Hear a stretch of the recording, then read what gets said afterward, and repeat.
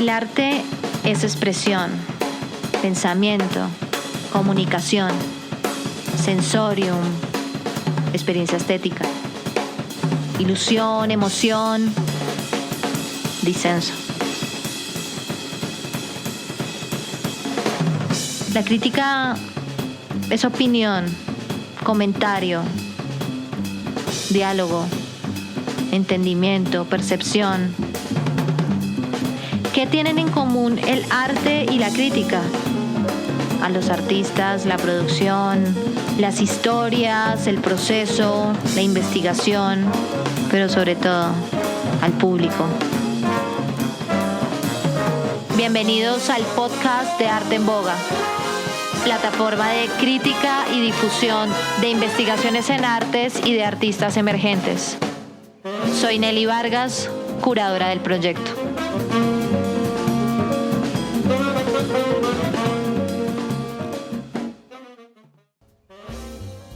Hoy tenemos un gran invitado, se trata de Francisco Marín, creador del proyecto Resignificación de la Dimensión Crítica. ¿Cómo estás, Francisco? Bienvenido a nuestro podcast. Hola, un saludo a todas y a todos. Muchas gracias, Nelly, por este espacio, igualmente a todos quienes nos escuchan. No, muchas gracias a ti, Francisco, por hacer parte. Les cuento un poco de Francisco. Francisco es maestro en artes visuales de la Universidad de Nariño. Está interesado en el campo de la producción audiovisual. Ha sido defensor de derechos humanos, acompañando procesos de memoria y víctimas de conflicto en el departamento de Nariño, y también desempeña en ese departamento su labor creativa. Como ustedes ya saben, los proyectos que hacen parte de esta segunda edición de Arte en Boga son proyectos de investigación o trabajos de grado de artistas emergentes en el campo de las artes escénicas, visuales y audiovisuales a nivel nacional. Francisco realizó una investigación-creación como tesis de grado llamada La estética y lo político en la resignificación de la dimensión crítica en los procesos y prácticas de creación artística. Francisco, cuéntanos de dónde viene tu interés por lo político en el arte. ¿Por qué hacer una tesis sobre este tema? Bueno, yo realmente veo que desde muy joven y pues también por la vida que alrededor de mi familia he visto la necesidad siempre de evidenciar algunas prácticas o digamos estar muy ligado o muy interesado por trabajar elementos que, si bien son de la esfera de lo político, también se ha sido interpelado desde diferentes lugares, ¿no? Y, por ejemplo, siendo el arte una posibilidad para no solo para crear, sino para posibilitar reflexiones, para generar otro tipo de lugares para la palabra, para la comprensión, para el entendimiento y para el saber o para el conocimiento. Casi desde que ingresé también a la universidad he estado muy interesado en poder acompasar o poder entender hasta dónde logramos avanzar o cómo nos posicionamos en esa esfera de lo político, en esa esfera del arte, en esa esfera, en varias esferas, pues que digamos como seres humanos trabajamos, y creo que eso pues siempre ha sido un elemento que me ha interesado trabajar, tal vez también desde lo social, pero sí al menos en lo que alrededor del ejercicio del arte, sí, cómo el arte se ha vinculado a esos diferentes momentos o expresiones de lo social, de lo político. Ok, para contextualizar y como poner sobre la mesa, digamos, qué es lo político, desde dónde abordas lo político en el arte, me parece importante que hablemos de los tres conceptos claves en tu investigación. Digamos que la investigación de Francisco tiene un gran recorte teórico y luego se ve eso mediado, digamos, ya en la práctica, en unas obras que más adelante vamos a hablar. Pero me parece importante como poner sobre la mesa esos tres conceptos claves en tu investigación: lo crítico, lo estético y lo político. Hablemos un poquitico de esas nociones en tu obra, y digamos no solo en tu obra, sino en lo que vas construyendo a lo largo de la tesis a nivel teórico, para después empezar a ver eso ahí sí en tus piezas. Hablemos un poquitico de esos tres conceptos claves que nos ofrecen como esa ruta creativa. Bueno, sí, un poco de el ejercicio que me planteé casi desde en el proceso pues de investigación para la universidad fue inicialmente, claro, acercarme un poco a todo lo que, digamos, comprende lo político y cómo lo hacemos desde el arte, ¿no? Cómo lo hemos trabajado, acercarse pues un poco a los grandes hitos pues del arte en el mundo o también incluso en Latinoamérica y pues acá en el departamento de Nariño, cómo acercarnos o cómo se ha dado ese ejercicio, esa relación. Y en el transcurso del proceso, pues sí, veo la necesidad también de elaborar dos elementos claves, que es, si bien alrededor de lo político y desde el arte, cómo nosotros abordamos la estética, ¿sí? Y claro, esto pues siendo también un debate histórico dentro del proceso del arte. Y bueno, y allí, por ejemplo, en la actualidad, como no solo como estudiantes en ese momento, en la Facultad de Artes de la universidad, sino también desde el hacer o desde el crear arte ya profesional o estando por fuera de estos espacios académicos. ¿Cómo trabajamos eso? ¿Qué importancia le damos a pensar, a discutir, a debatir sobre, digamos, el tema de la estética? Y allí también entonces entró pues una línea muy clave que planteo en el proceso y es la crítica. También siendo la crítica un elemento fundamental o un elemento que no es nuevo en el arte, ¿cierto? Que no es nuevo en las prácticas artísticas. Precisamente es una reflexión también acerca de hasta dónde la estamos llevando. O sea, si ha perdido vigencia o no, cuáles son esos nuevos escenarios, esos nuevos panoramas de cómo se desarrolla la crítica, ¿sí? Hoy pues digamos que estamos en nuevos contextos y creo que eso pues esos son los tres pilares o los tres elementos que me interesó fortalecer y desarrollar allí en el proceso de investigación. Y bueno, un poco lo que van a encontrar o lo que pues les comparto y reflexiono es precisamente dentro de esa ruta que me propongo al final como una posibilidad para los procesos de creación, es precisamente de encontrarnos o entrar a interpelar o entrar a pensarnos y a debatirnos sobre estas tres dimensiones, ¿no? Estas tres esferas que muchas veces, digamos, no identificamos bien o no logramos establecer con claridad sus límites, sus fronteras, ¿cierto? Y que precisamente nos permiten también muchas áreas grises y muchos escenarios de creación. Y bueno, ¿cómo abordo lo político? Pues bueno, ahí sí uno me ha acercado mucho pues a algunos pensadores. Jean Rancière en una de sus publicaciones y demás desarrolla un poco algunas posturas sobre cómo entendemos lo político.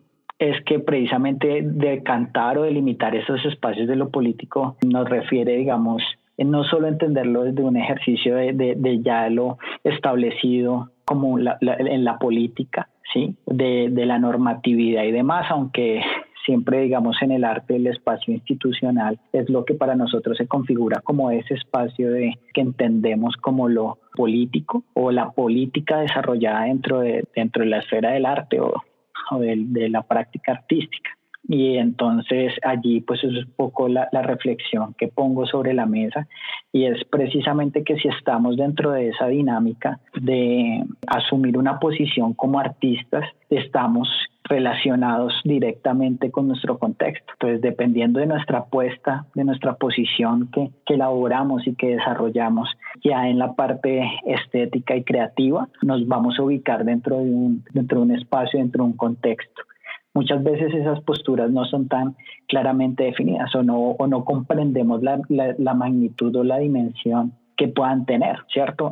Que digamos como los escenarios que muchas veces podemos criticar o generar análisis sobre otras artistas, compañeros nuestros, ya sean lo local, nacional, internacional. Y creo que ese es un poco a grandes rasgos cómo abordo lo político. Y es con la intención de darle, digamos, fortaleza o darle una clara connotación de que asumimos posiciones, ¿cierto? Pero que esas posiciones muchas veces van a necesitar de otros elementos para que no solo se quede como un elemento estático, sino que realmente pueda ser más activo en transgredir esas realidades, ¿no? O esos elementos que nos interesa interpelar. En ese orden de ideas ahí es donde articulo la necesidad de la crítica. Partiendo de ese lugar, digamos, de esa mirada de Jacques Rancière sobre lo político y cómo se entiende lo político como algo participativo, ¿no? No solamente de parte del que lo hace, sino del que lo mira. porque finalmente creo que ahí está la diferencia entre lo que es la política y lo político en el arte. Entiendo lo político como algo mucho más sugerente, participativo, que mueve otros discursos alrededor de los discursos establecidos y que cuestiona y que, digamos, propone otra mirada. Partiendo desde ese lugar, en tu tesis se ve una fuerte crítica sobre la academia, precisamente sobre el mismo espacio donde estudiaste, tratando de entender, digamos, también la formación de los artistas. Hablemos un poco de eso ya para meternos de lleno en tu obra. ¿Cómo fue ese proceso como de mirar el recorrido de tus saberes, ¿no? Porque finalmente también en la tesis se ve eso, ¿no? Como una crítica que nutre el proceso académico hacia el pensum, hacia lo que ustedes como artistas estudian, hacia lo que se debería de pronto profundizar. ¿Cómo fue ese diálogo entre ese proceso de la tesis y la academia también? Supongo que con el asesor. ¿Cómo fue ese proceso? Sí, casi desde el inicio, digamos, se planteaba pues sí como una crítica muy directa, muy fuerte en ese sentido, y entonces muchas veces la respuesta que entonces uno encontraba por parte de los maestros y de los profes, docentes, era pues que sí, uno a veces de pronto es muy determinista en decir o afirmar, por ejemplo, que pues no se hace nada, o es muy poco lo que se hace. Entonces un poco ahí fue como empezar a reconocer también un proceso de en la academia de estas discusiones. Y sí, realmente, bueno, yo creo que la Universidad de Nariño tiene hoy, pues después de todo este proceso de investigación, tiene una apuesta importante, interesante, pero realmente este ejercicio de investigación evidenciaba pues realmente hasta dónde encontramos una facultad realmente comprometida con la producción, si se quiere, de conocimiento. No tanto de pronto por lo que no se hace o lo que se hace, porque es que, digamos, uno sale muchas veces muy desinflado de la academia, ¿no? Porque uno realmente no encontró, o al menos en la facultad uno no encontraba realmente un nivel juicioso, serio, de crítica, de proceso, digamos, en casi en muchas de las áreas allí de producción, o incluso de conocimiento. Y yo encuentro entonces que precisamente hay temas por fortalecer, ¿no? Y hay temas por potenciar, y creo que la sugerencia a la universidad es precisamente fortalecer áreas importantísimas para, a mi juicio claramente, para el programa de artes, para quienes deciden cursar la licenciatura o la maestría en artes visuales, porque precisamente creo que hay que profundizar. Muchas veces yo me acuerdo que lo que más dificultad tenía uno en la universidad era que pues no se escribía mucho, o no se escribe tal vez. Sí. No se escribe mucho sobre lo que hacemos. Y claro, y pues bueno, uno también allí puede de plantearse reflexiones importantes sobre el ejercicio de la academia y plantearse, digamos, pues desde otras posturas, pero en el ejercicio concreto muchas veces no lo hacemos, ¿no? Y entonces eso era siempre una dificultad para para nosotros, para los compañeros. Y creo que entonces, claro, apostarle, por ejemplo, a que se realicen ejercicios mucho más rigurosos en el ejercicio de la escritura, del debate, de la comprensión, es clave para la facultad o para el programa. Y en ese sentido, entonces también, por ejemplo, yo empecé a revisar qué tanto estábamos produciendo en términos académicos, que digamos muchas veces se mide la crítica y la estética, la forma de medirla casi es solo a través del ejercicio de la escritura, ¿no? De las publicaciones y del ejercicio. Entonces sobre eso fue pensar, bueno, hagamos un breve paneo, ¿qué es lo que vamos a encontrar? O sea, encontramos textos y claro, es muy limitado. Algunos maestros sí, digamos, han tenido un ejercicio académico muy interesante de escritura que en algún tiempo fue mucho más productivo, y ya hacia estas últimas temporadas realmente es muy baja la producción. Entonces, por ejemplo, ahí en el proceso de investigación yo ubico más o menos que en el marco, digamos, solo haciendo un breve paneo sin necesidad, digamos, de hacerlo de manera rigurosa o tan profundamente, qué tanto estamos produciendo. Entonces yo dije, bueno, escojamos cuáles son los maestros que tiene la universidad, veamos cuáles son sus publicaciones, entré a revisar las investigaciones en los portales de investigación y demás, encontré algunos artículos muy interesantes también de la línea de la crítica y demás, pero claro, o sea, en el marco de 10 años nos arrojaba que se estaba produciendo casi menos de un libro en menos de un año, o sea, se estaban demorando cerca de 2 años para sacar un libro a la luz. Y muchas veces esto pues allí también diferenciando los contenidos, muchas veces es digamos sobre temas concretos, más sobre pedagogía que sobre digamos arte en concreto. Entonces digamos eso fue uno de los primeros elementos, después también fue los artículos, es de pronto lo que más se producía, creo que si no estoy mal yo menciono que son casi 2. Sí, es como 1.5 artículos por año en revistas especializadas, ¿cierto? Y pues bueno, la universidad tenía una revista propia que pues se fue cayendo, ya se perdió en términos de publicaciones, logró tener cerca de 5 publicaciones, si no estoy mal, y la última salió como en el 2007, más o menos. Claro, entonces, por ejemplo, allí, aunque se han dado ejercicios importantes, eso sí es de mencionar, yo creo que en el transcurso de estos años uno también ha identificado, por ejemplo, esfuerzos importantes que hacen algunos maestros por generar espacios de producción y que me parece clave. Y algo pues que en el centro también puse fue realmente cómo producimos desde y para el arte. Porque pues claro, muchas veces es importante mencionar que quienes más producen son profesores, maestros que vienen por ejemplo de la filosofía y de la educación, ¿sí? O sea que digamos desarrollan mucho alrededor de la educación, pero ya así digamos haciendo el ejercicio desde el arte, desde la producción creativa, desde la producción artística si se quiere, es más limitado. Y precisamente creo que eso es como lo que menciono también, que ya digamos no es solo para la crítica a la academia y la institucionalidad, sino también pues nuestro rol en la producción de pensamiento, ¿no? Y eso pues lo ligo muy claramente, claro, desde lo político, si se quiere, hacia lo ideológico, pero como un ejercicio necesario para el arte y para la producción que hacemos, con todos los debates y las discusiones que hay de por medio, ¿no? Y creo que eso es como la clave que me interesa proponerle a la universidad, y es decir, hay que fortalecer la discusión sobre la estética y la crítica en el arte, o sea, hay que llevarlo más allá de lo que se ha hecho, porque eso permite que avance la misma producción en el departamento.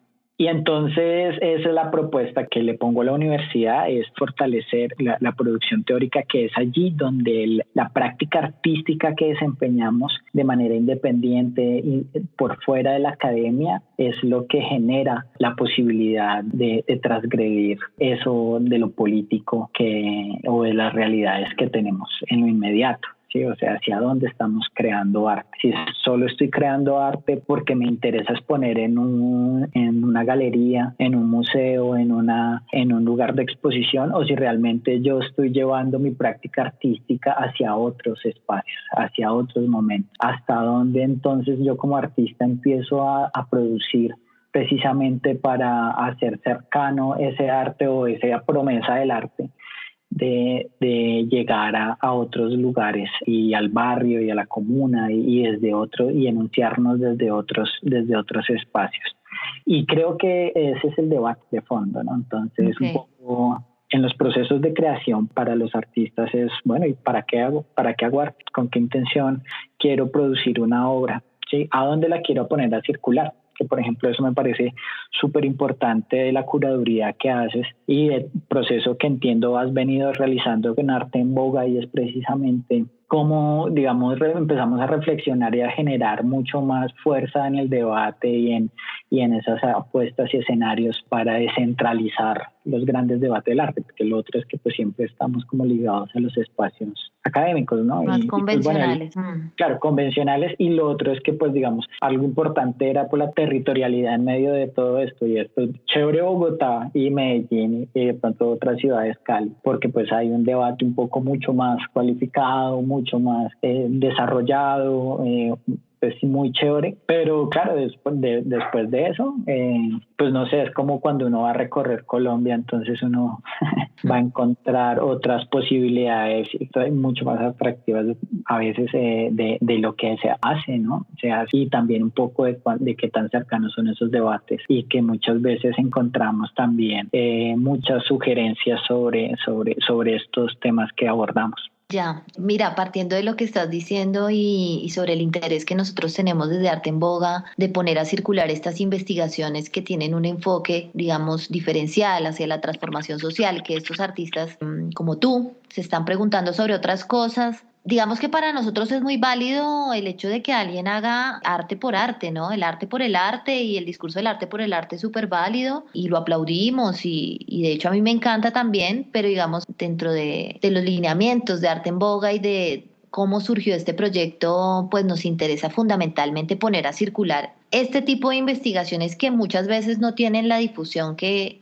tienen otras obras artísticas. Entonces, para contextualizar eso que estás diciendo, sí, definitivamente desde Arte en Boga nos interesa este tipo de propuestas porque que nuestra apuesta es más allá de salir un poco del ámbito académico y poder llevar estas investigaciones a otros contextos. Por eso también en esta nueva curaduría nos interesó abordar el tema nacional, ¿no? Porque de todas maneras no es lo mismo tener 7 artistas emergentes en Bogotá que empezar a mirar qué está pasando en las regiones y por eso finalmente también nos interesó muchísimo tu proyecto porque está alojado en una región que está distanciada de aquí y que también están pasando muchas cosas a nivel político, a nivel social. Es una región bien golpeada por el conflicto, entonces tu obra también habla acerca de ese tema y nos interesa muchísimo poder divulgar como esto que está pasando allá y también la mirada crítica que pones sobre estos hechos. Hablemos un poco del contexto de esta investigación a nivel social, a nivel artístico, cómo es el contexto, cómo es la movida allá. Y luego sobre cada obra hablemos un poco del proceso creativo, de qué está detrás de estas obras, el discurso, qué quisiste poner en cuestionamiento y en debate, como tú mismo lo dices, con estas piezas.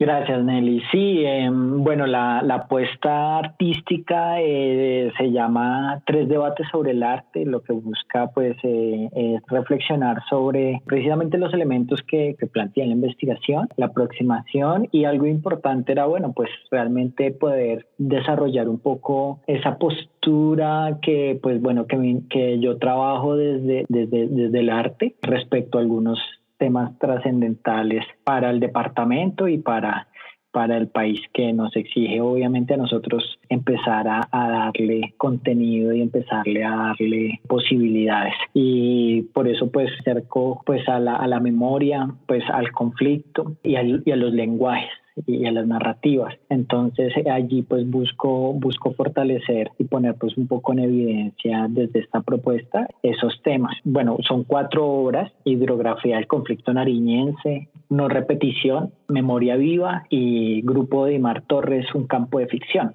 Bueno, es importante mencionar que pues el departamento o bueno, desde mi trabajo social y ejercicio pues de activismo en los derechos humanos, digamos, he sido muy cercano a procesos organizativos como pues el movimiento de víctimas de crímenes de Estado y a hijos e hijas por la memoria y contra la impunidad, como a otras organizaciones y demás. He sido muy apasionado por trabajar temas de memoria y verdad en relación al conflicto y a la exigencia de derechos. También por mi historia familiar, por mi cercanía y por mi fuerte compromiso que, digamos, se ha forjado en mi carácter y en mi persona, por mi familia, por mi madre, por mis hermanos, por mi padre y pues de las luchas que ellos han dado y del reconocimiento y el esfuerzo a todos estos procesos sociales y organizativos. Hablemos un poco de hidrografía del conflicto nariñense. Esta obra digamos, tiene una técnica mixta, vidrio, resina y tierra. Cuéntanos un poco de qué va la obra, la temática, cómo llegaste a esos materiales.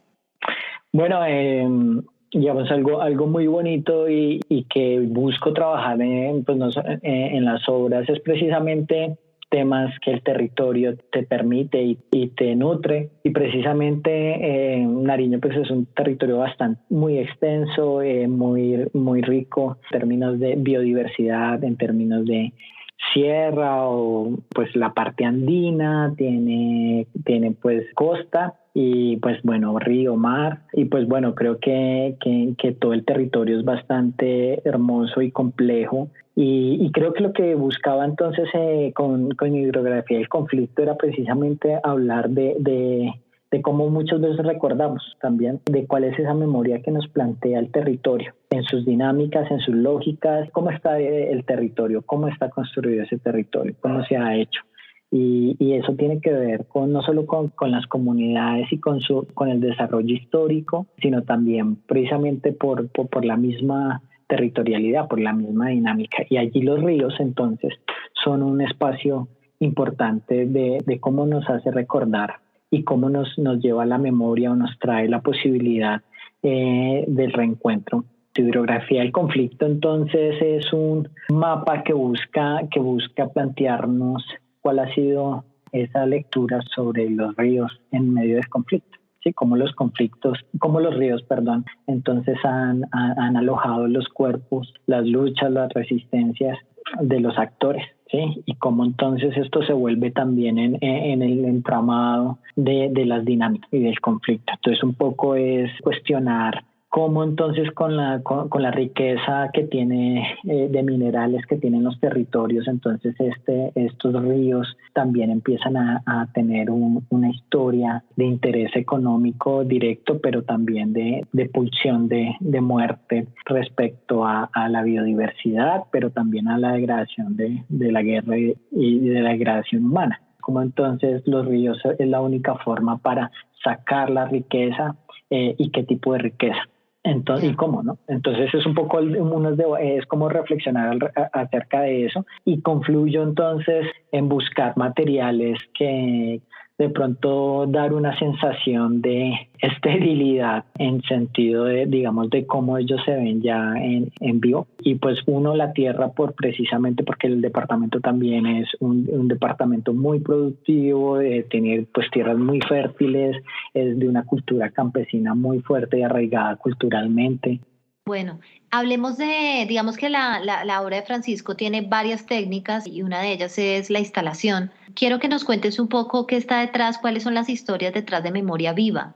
Hay una serie de imágenes, unos relatos, cómo confluyen como todos estos lenguajes y de qué está hablando la obra, cuál fue la intención. Sí, Memoria Viva también es una instalación que busca llevar a plantearnos como ese ejercicio fuerte contra el olvido, y es precisamente cómo se hace viva una memoria, ¿sí? Cómo la planteamos en términos de narrativa para que muchas veces no solo nos paremos desde el dolor, que es importante plantearlo, pero que también, digamos, fortalece otros escenarios. Y en ese sentido, entonces lo que me planteé fue poderle generar un espacio, un ambiente en el cual pudieran encontrar tres historias de vida. Y allí entonces, pues en este primer espacio de Memoria Viva, ya pues por las dinámicas de la pandemia, entonces yo me planteé un espacio de exposición, un espacio cerrado, oscuro, donde al ingresar a un salón encontrarán tres espacios al cual cuando se fueran acercando pudieran encontrar una historia de vida. Y esa historia de vida lo ilumino y le doy fuerza a través de un farolito, donde hago toda una instalación, pues bueno, unos faroles con acrílicos y demás, y busco y pretendo realizar un ejercicio auditivo en el cual también esta historia empieza a sonar. Y entonces son las tres historias sonando simultáneamente durante el recorrido sobre el espacio. Y todos los tres farolitos están distantes entre ellos, dentro del espacio, a diferentes alturas y con diferentes intensidades de luz. Entonces, bueno, aquí la construcción de las historias narrativas pues fue un proceso colectivo que se hizo con familiares de Humberto Morales Sánchez, con Guillermo Rivera y Jaime Gómez, en el cual pues lo que se buscó hacer fue una escritura en primera persona narrando estas historias de vida, que son historias de vida de líderes sindicales en diferentes décadas del país. Y lo otro que buscaba allí también evidenciar era la impunidad. Y es un poco que cuando ustedes hacen el recorrido y el ejercicio de lectura pues de las historias van a encontrar pues que en particular un poco cómo se evidenció y cómo se realizó el proceso de, digamos, la pelea por la verdad, ¿sí? Y es un poco como hoy, después de tantos años, no hay justicia en términos de acceso a derechos y porque se ha querido ocultar el papel del Estado en estas victimizaciones, que es un poco lo que van a encontrar. Ya. Bueno, hay otro ejercicio que es una instalación, tú llamas digital. Hablemos un poco de cómo llegas a esa pieza, los contenidos que maneja, si tienen alguna fuente real o todo es ficcional. Bueno, háblanos un poquitico de esa pieza.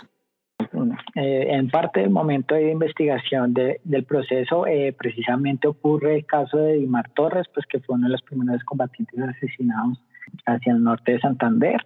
Y entonces allí clave fue entonces cómo se evidenció el ejercicio estatal de violencia y entonces cómo se buscó ocultar. Y pues recordemos que eso fue bastante mediático y que incluso hace poco volvieron a darse una sentencia sobre la responsabilidad de, si no estoy mal, ya en el ámbito de la Procuraduría, de las sanciones disciplinarias a comandantes que estuvieron allí. Entonces, sí. Bueno, en términos de eso, a mí me impactó mucho una de las noticias que saca Semana, que saca pues hace una publicación y parte de lo que encuentran en la obra pues fue como reconstruir lo que mencionan sobre los audios y sobre las comunicaciones, que cómo determinaron el asesinato de Dimar Torres. Entonces lo que me planteo en la obra fue reconstruir ese diálogo que se da en términos de digitales, ¿no? Virtuales, porque en últimas la orden se da por WhatsApp. Entonces, casi que si bien hubo, pues según lo que se planteaba ahí en el artículo de Semana y demás, pues sí decían que hubo pues algún momento en el que se reunieron la comandancia para ver cómo actuaban en términos de responder al conflicto, pero ya cuando se presenta la situación concreta de cómo se da el minuto a minuto allí de la detención de Dimar y el asesinato, pues fue casi que la orden se da, no fue presencial, sino fue virtual. Entonces a mí lo que me interesó fue precisamente hablar de la ficción en términos de cómo hoy estamos mediados por la decisión o la posibilidad que hay de decidir sobre la vida de las personas, casi que no es de la presencialidad como estuvimos acostumbrados, sino desde la virtualidad. Entonces, hoy sea un campo de ficción que lo planteo y la obra es una tablet, ¿no? Expuesta en un cuadro en el cual van a encontrar circulando la conversación. Lo que les planteo en la obra es que pueden descargar la conversación y entonces tú acá hay un código de barras, tú pues haces la lectura del código de barras y descargas la conversación. Entonces es un video en el cual tú ves cómo transcurre la conversación de este grupo que se denominó el grupo de Dimar Torres, en el cual el grupo tenía por objetivo asesinar a esa persona. Y quienes estaban allí integrando ese equipo eran soldados y pues bueno, comandantes o bueno, responsables allí del Ejército Nacional. Sí, digamos que es muy fuerte en esta pieza el tema de estar frente a una conversación con estos temas tan complejos y tan, digamos que lo que tú dices, ¿no? Ya esto se traslada al campo de la virtualidad, ni siquiera una ejecución, una orden de ejecución sea de manera presencial, sino desde un mensaje de WhatsApp. Es bien impactante esa reconstrucción que tú haces de esa conversación y cómo uno está frente a, digamos, como si uno estuviera ahí de alguna manera. Claro, es virtualidad, o sea, hoy que todo el tema de Facebook con como la meta y de la inteligencia artificial, ¿no? Hoy que se desarrolla armamento a punta de inteligencia artificial. Totalmente, donde entonces totalmente. ¿de quién es la responsabilidad política? ¿De quién es? O sea, hoy un dron pone bombas, activa bombas, matan, y ¿quién se hace responsable de esas vidas? Sí, totalmente. Y claro, y nosotros desde el arte abocados también a trabajar en una virtualidad o cómo trabajamos en un ambiente virtual. Sí, cómo aprovechamos igual ese espacio para seguir contando todo esto y visibilizarlo. Francisco, cuéntanos qué te deja el proyecto a nivel personal y a nivel profesional. Bueno, no, para mí este proceso pues me da como mucho más ánimo, motivación y fuerza para seguir apostándole a generar nuevos procesos de debate, de creación artística. Eso creo que es de los escenarios que más me ha abierto la posibilidad este proyecto de investigación, y obviamente pues que se ha visto reflejado pues en participar de esta curaduría que ustedes han realizado desde Arte en Boga, de cual pues fui seleccionado. Francisco, se me olvidó preguntarte, ¿estás pensando de pronto en llevar esto a una exposición en una galería? ¿Gustaría hacer el proceso? O sea, ¿qué viene para resignificación de la dimensión crítica? Sí, fíjate que entonces, pues por un lado, a modo de conclusión del trabajo, yo planteo una ruta de creación artística, una ruta de la dimensión crítica, y es un poco poner en evidencia cuando hacemos procesos de creación, preguntarnos por cómo abordamos la crítica, cómo estamos desarrollando el lenguaje estético, partiendo de que nuestra postura como artistas trasciende al lenguaje estético. Y esa postura y esos debates, esas intencionalidades se van a estar reflejando, y qué postura entonces críticas se está desarrollando allí. Entonces un poco esa es como una apuesta, digamos, en términos, si se quiere, pedagógica, digamos, de posibilitar los espacios de creación, que bueno, pues igual que son espacios de desarrollo dialógicos, o sea que no es un 2, 3, una metodología establecida, sino que realmente es un ejercicio que es válido proponérnoslo en todos los procesos de creación de acuerdo a las dinámicas que los desarrollamos, pero que no se nos escape de pronto inquietarnos e interpelarnos sobre cómo estamos abordando ese lenguaje. Al final de nuestras obras, hacia dónde lo estamos proyectando, qué tipo de lenguaje estético estamos utilizando, tiene sentido los espacios donde estamos dando el debate, dónde está mi obra, ¿sí? ¿Dónde va a quedar mi obra al final de todo? Va a ser entonces para el crecimiento personal, que está muy bien, y que como lo mencionabas, el arte por el arte, o es una apuesta económica para responder a las necesidades y a la precariedad en la que vivimos, o es también para ponerlo en el espacio público, y es también para posibilitar el debate con otras personas, el encuentro y el motivo para debatirnos en lo público. Me encantaría que esto me encantaría verlo en espacio público, donde la gente pueda empezar a cuestionarse y a debatir contigo sobre estos temas. Me parece que esa instancia ojalá que se dé muy pronto y que se puedan propiciar esos espacios a partir de la obra, me parecería espectacular. Francisco, ahora sí hacemos la pregunta-respuesta que te había dicho. Yo te digo una frase y tú me contestas con una palabra, y en la última sí puedes, digamos, hablar un poquitico más y cerramos el podcast. Listo, dale. Entonces, resignificación de la dimensión crítica es... Resistencia, sí. Listo. ¿Qué transmitió resignificación de la dimensión crítica? Complejidad. ¿Qué le faltó a resignificación de la dimensión crítica? Tiempo, tal vez. ¿Qué viene para resignificación de la dimensión crítica y para Francisco? Bueno, no, que sigue pues darle pues difusión, circulación, abrir otros nuevos proyectos y procesos creativos, pero bueno, en lo inmediato poder llevar a otros escenarios esta apuesta, que bueno, esperamos también que pueda ser tanto virtual como presencial. Entonces pues va a estar abierto a eso. Bueno, esperemos que así sea, Francisco. Muchísimas gracias por contarnos hoy acerca de tu proyecto, por participar en esta nueva curaduría de Arte en Boga. Te felicito por el trabajo que vienes haciendo, no solamente artístico, sino con la comunidad. Y esperamos tener noticias de este proyecto. Quiero saber qué pasa con el público, ¿no? Con esta obra. Los micrófonos de Arte en Boga siempre abiertos para escuchar tus proyectos, lo que vienes haciendo. Y bueno, muchísimas gracias por este espacio tan lindo y éxitos en todo lo que venga. Gracias, Nelly, y también a todo el equipo de Arte en Boga, a esta curaduría. Y pues bueno, esperamos pues que sea de agrado y que sea una apuesta que permita pensarnos otros momentos y otros escenarios, y creo que pues esa es como la invitación final, y muchas gracias por esta entrevista. No, gracias a ti. Esto fue el podcast de Arte en Boga. Soy Nelly Vargas.